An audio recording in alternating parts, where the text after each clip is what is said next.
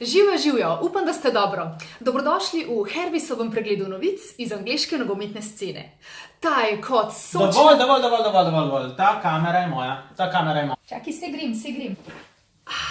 Moja žena Nika je zdaj spet že varno na klopi za rezerve, kakopak. Z uvodnim obračunom 32. kroga se Liverpool namenja prav tja, kjer je pred 4 leti izgubil praktično tedaj že priigrani naslov na Selhurst Park, kjer ga pričakuje Crystal Palace. Naj si bom še vedno med statusno zelo ogroženimi. Crystal Palace je poleg Evertona, Burnleyja in seveda Liverpoola edino moštvo iz Premier lige, ki se v tem prvenstvu vodilnemu Manchester Cityju ni pustilo premagati dvakrat.